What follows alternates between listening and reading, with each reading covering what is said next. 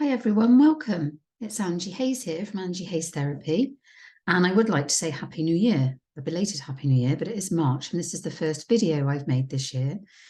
And the reason for that is because I recorded this video about toxic family members and dealing with them.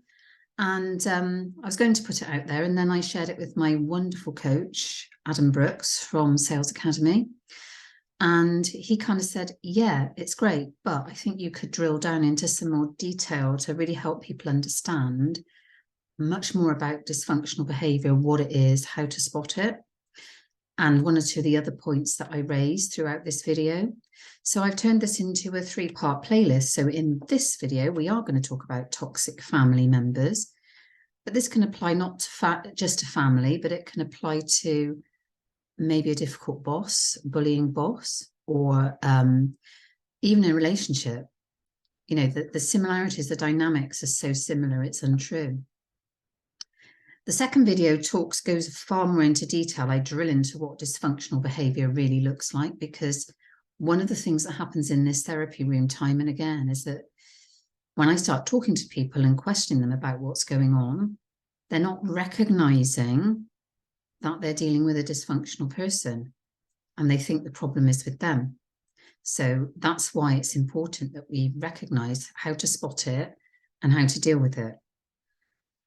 And then in the third video, I talk a lot more about something that I'm quite passionate about, which is all about expectations and acceptance of things that happen to us in life. I won't go into too much detail on that. I have talked about acceptance before in other videos, but I'm really going to drill into it and bring it to life so that you can understand exactly what I'm talking about in terms of acceptance and how our failure, our conditioning and our failure with the way we conditioned to accept stuff really gets us into hot water sometimes, and how we can avoid some of that. So I felt compelled to do this video because of this whole business about toxic family relationships has come up a lot for me recently.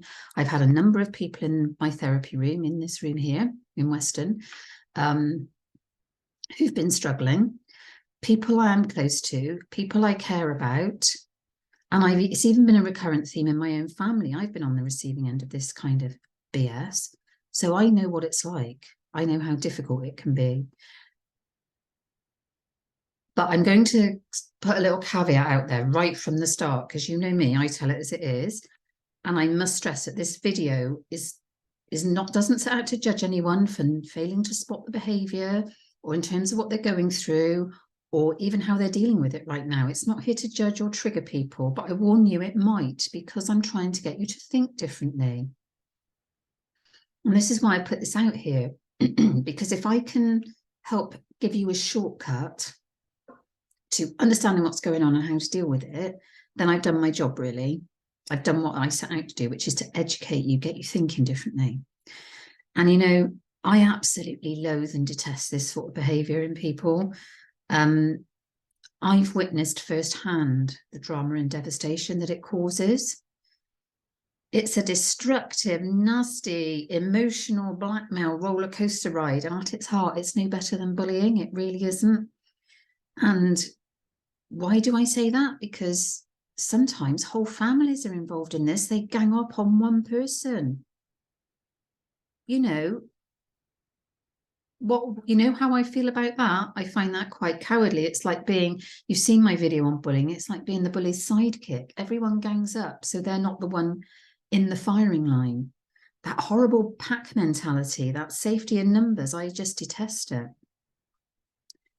When I was going through this, and I was talking to other people about it that I reached out to, I likened it to living in a goldfish bowl, where everything I did was scrutinized and judged. The car I drove, the partner I was with, the house I lived in, the money I earned, the job I had. Nothing was right. Everything was judged, every aspect of how I lived my life.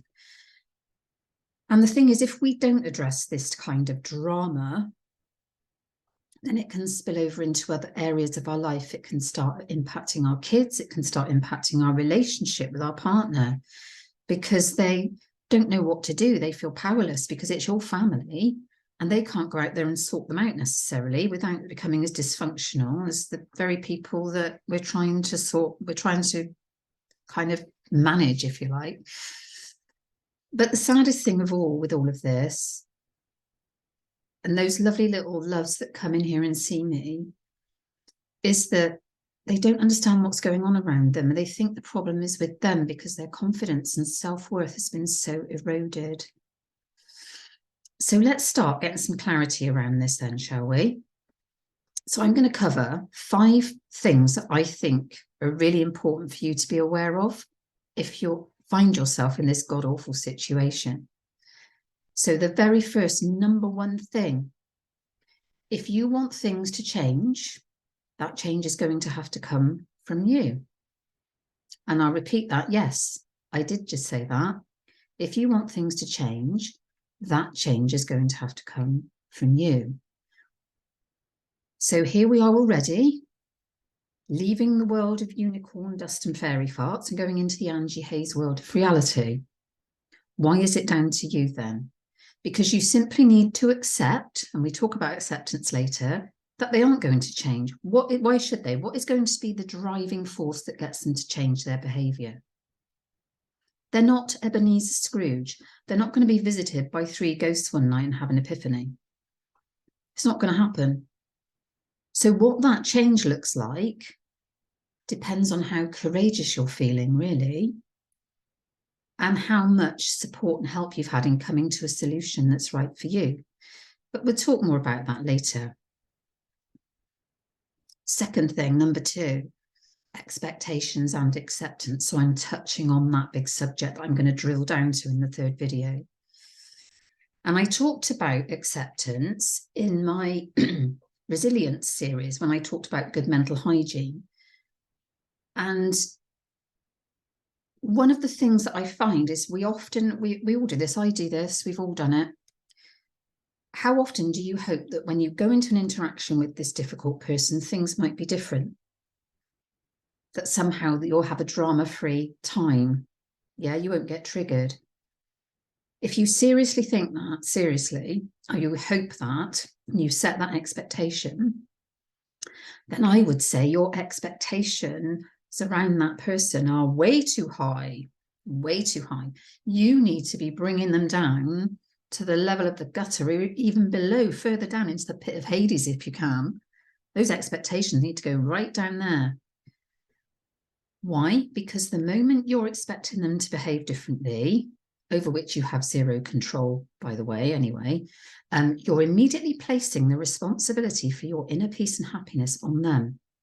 That takes away all your personal power. And we know that old saying, don't we? We know this doesn't work.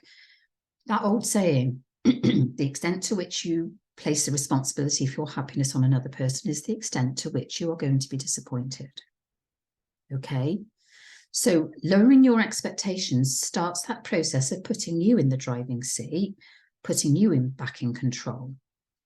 Because what actually happens in that moment when somebody else doesn't behave as expected, you immediately think, oh, danger. Yeah, and then you can't think on your feet very well. And actually, by doing that, it means we're beginning to go into that realm of acceptance by lowering your expectations and expecting that they're not going to change. You're becoming into the acceptance that they really are a prize a-hole, and that's all there is to it. When we accept, you see, we go straight into that solution mode, don't we? What can I do differently? How can I protect myself? How can I dilute the impact this person has on me?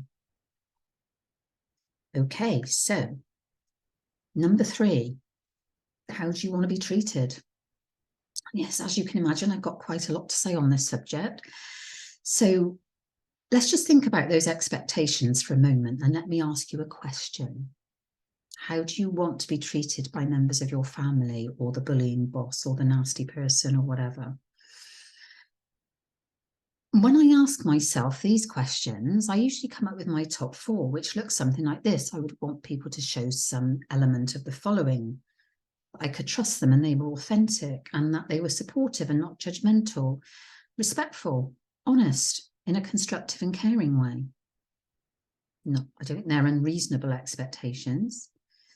And I'm going to leave those with you to have a think about and decide whether or not they're important to you, or there may be others, but just think about those when you get a moment. And I want to touch on these behaviours and those expectations, because family are meant to be tribe, right? Aren't they? Yeah, they're meant to have your back. They're meant to support you. And the most difficult concept for us to get our heads around and accept is that family does not always equal tribe. Some families are just downright fucking dysfunctional, and that's all there is to say about that. So let's spend a bit of time unpacking that whole thing I said about honesty and authenticity, because that's the area where I struggled personally for a while when I was going through this, and where some of my tribe have struggled as well in accepting what's going on. So let's get this whole thing about honesty and authenticity into perspective then, shall we? So this lovely person that you have in your life that's being a pain in the backside, have you ever noticed that they just love to criticize everything you do or say? That whole goldfish bowl thing. They're highly judgmental, aren't they?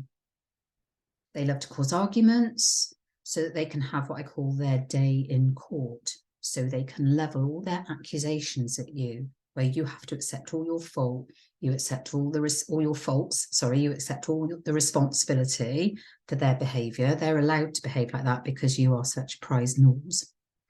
And they're right about you and you're wrong. And it's about time you lived life the way they expected you to live it. Interesting dynamic, isn't it? But let me tell you this, my little loves, my little legends. If you go down that route of starting to modify your life to suit their agenda, firstly, you're never going to become that little legend that I know you're capable of becoming. And secondly, whatever you do, it won't be enough. Once they know they've manipulated you into making changes that they expect, then it'll be something else, something else. And sadly, why is that? Because you're handing your personal power over to them, aren't you? You're not standing in your own power and becoming the person that you want to be. You're modifying your behavior to suit them and their view of the world. And that makes them very high on the drug, that power drug. And they want more. And you see that there, that's dysfunction in action. That's abuse. And I don't want any of you out there struggling with abuse at the hands of other people. So start recognizing what's going on. Or maybe you're just starting to justify yourself for those accusations. So someone sends you a shitty email or a text, and you start coming back answering each of their points in turn.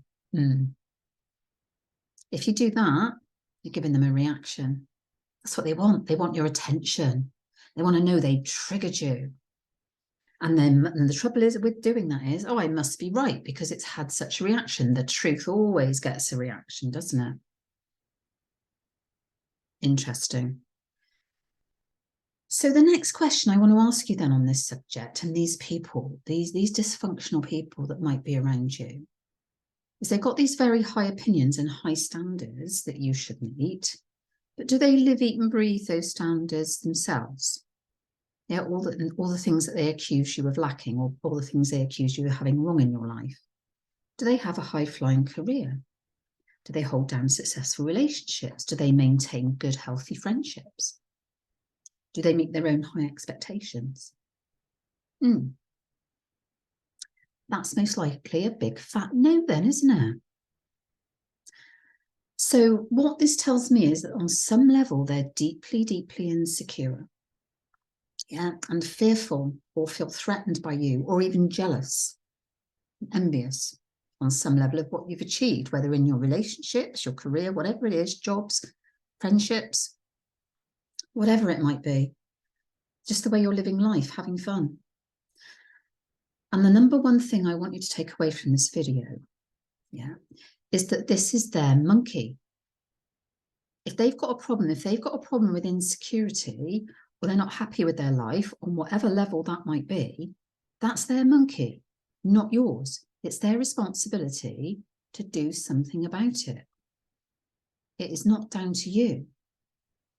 But if you accept this behaviour, you're taking on a monkey as yours that you neither deserve or need, I would suspect. So the fourth thing then, I just want you to think about this one. I'm going to make a statement. Your presence in their company confirms that you're in agreement with the way they treat you. Yeah, I know. Sorry, but that's the way it is. Let's just step back a moment. Have you ever thought that by being in the company of this person, allowing them to trample over your feelings, either directly to your face or loading somebody as the gun to fire behind your back, you're confirming it's okay for people to do this? By just putting up with it and doing nothing, or being in the company of people, you are accepting that it's okay to be treated like that on some level. And this is a very subliminal thing. So it's not a judgmental thing. It's a subliminal behavior we kind of fall into when we're like a rabbit in the headlights thinking, what the fuck's going on here? Okay. This is why my first point about you being the change is so important. Okay, so if you don't intervene in this little dynamic, then nothing is going to change, first of all. And what I tend to find happens with people, and it happened with me until I dealt with it, is that things might go on an even keel for a while. Yeah, and you might have a few meetings with people or family events or whatever, where things are okay and you get on really well with this person. But I can assure you, Groundhog Day will rear its ugly head and they'll revert to type. It will inevitably come. I've been there. I can assure you on this. I'm not making this up or being miserable, a miserable naysayer, doom and gloom merchant, any of that. You know, they will revert to type because on a deeply subliminal level, you're giving out that vibe that the ongoing drama is okay. And I have a great saying that I say to my clients when they're in this position. If you don't like clowns, why do you keep going to the circus? You don't have to have a massive showdown, though. People think they've got to have a massive showdown and a confrontation. You don't. You don't have to. I'm not one for burning bridges. I gradually step away and let them get on with it. And I become elusive and I refuse to be drawn. But I do refuse to be in the company of those people, or their company has to be diluted with people who aren't family, so that they don't tend to misbehave when there are other people outside of the family around. So there's lots of little strategies. You don't have to have the big showdown. But while we're on this subject, family, where are the rest of your family in all of this? Some families are a lot more supportive than others. You know, but are you in that position where other members of your family tell you you're being overly sensitive? Or when you might level an accusation back at a person who's being judgmental towards you, they'll say, well, you know, I didn't mean it like that. Of course I don't mean it like that. That's an interesting one, isn't it? Handing the monkey back to you. They've created the situation. They've brought a subject up that's really none of their goddamn business anyway, in terms of how you live your life. They've brought the subject up. And because you've reacted in a certain way, they don't like it. So now it's your problem because they didn't mean it like that. Interesting one, that. Handing the monkey back to you, your problem, no responsibility taken for the part they've played in it. I could go on, but I think you get the message. I have zero tolerance for it. I really do. It's totally out of order. I was told I shouldn't take any notice of the person in my family that was having a pop at me. I was told that just ignore it. And it was so interesting when that person, they themselves, happened to be on the receiving end of it. Instead of me, for a change. Just once they were on the receiving end of it. Great offence was taken. Great offence was taken. That's all we heard about for weeks on end, was what a terrible thing it was. What a cheek. What a travesty. But they didn't support me. None of my family supported me, not even my parents. So there's dysfunction in action. Good old pack mentality bullying. So let me ask you a question then. Are you really being overly sensitive? Let's get on to number 5 then. This one's going to be a difficult one for you, because it's easier said than done. It's straightforward, but it's not simple. Try as hard as you can not to let this not to take this behavior personally. Yeah, I know it's easier said than done, little loves, but do try not to take it personally. So let's step back again and let's think about this, okay? So let me just ask you this question. If you had a really difficult issue with somebody, maybe they got BO or something, I don't know, it could be anything, couldn't it? And you needed to bring it to their attention.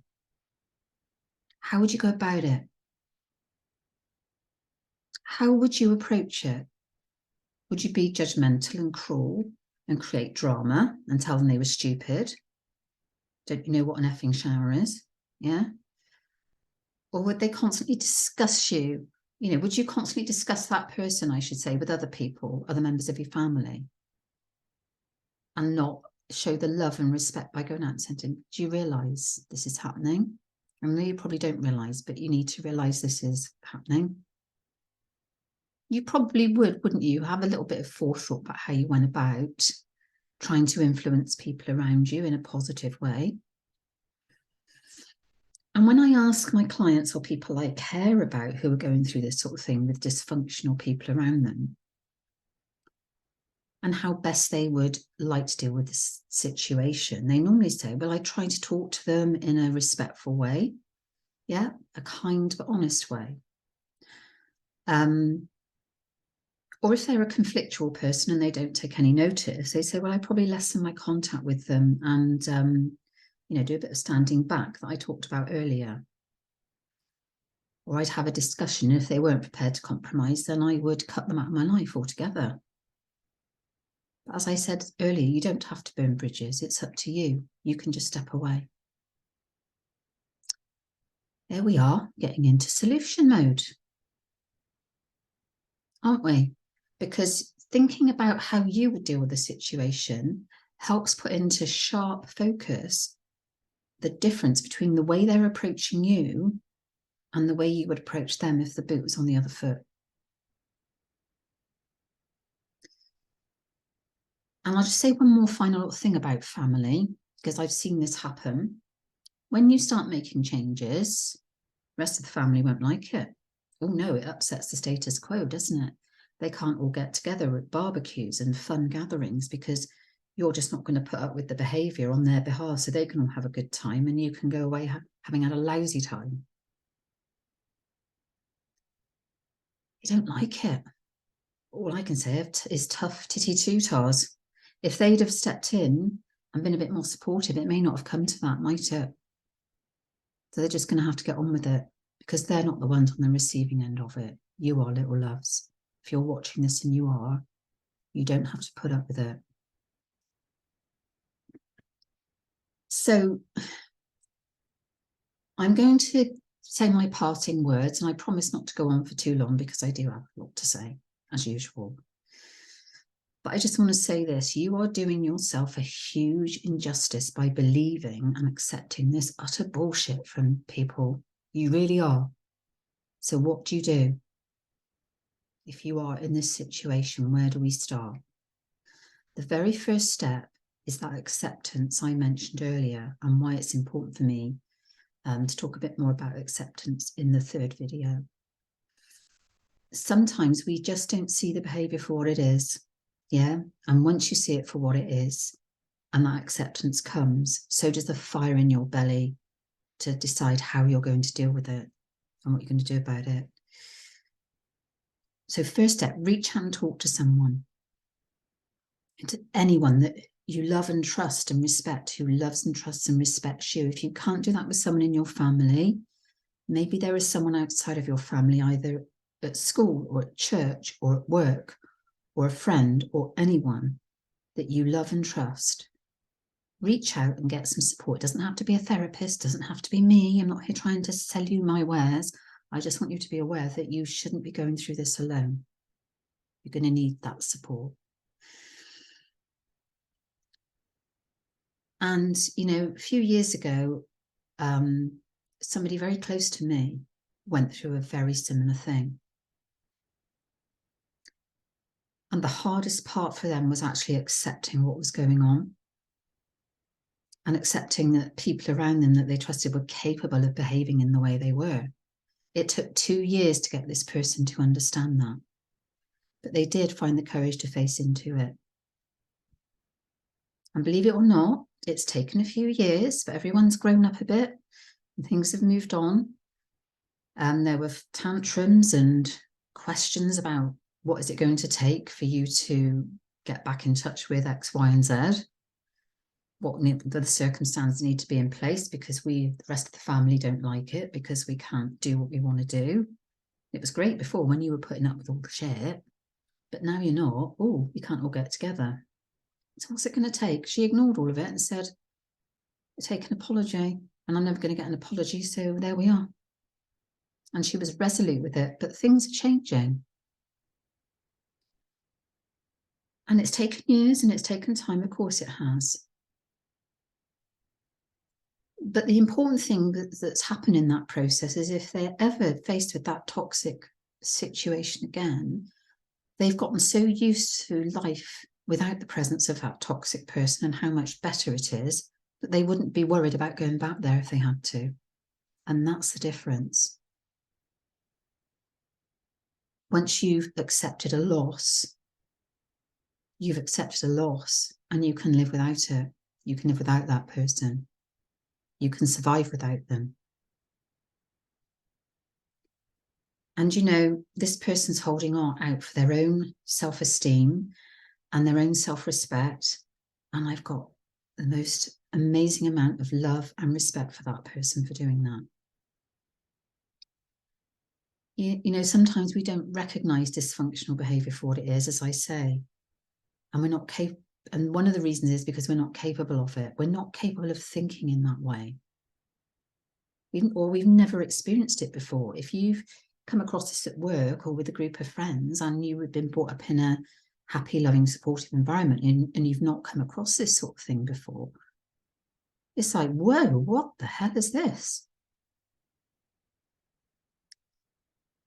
We struggle to understand it, but let me just ask you to do this. Please don't even try to understand it because you're not capable of it. And maybe you'll get to see that if you watch the second video where I drill down more into dysfunctional behaviour, how it impacts people if they're brought up in a dysfunctional environment. You might understand why they're most likely not going to change and not going to see the world through your eyes, and you're never going to see the world through their eyes. So just try and accept that they are the way they are, and please don't waste your precious energy on trying to understand it because you never will. You need to accept that this is the way that person chooses to be.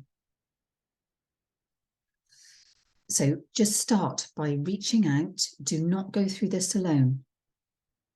And think about those questions I asked around how you want to be treated and how you would behave towards that person.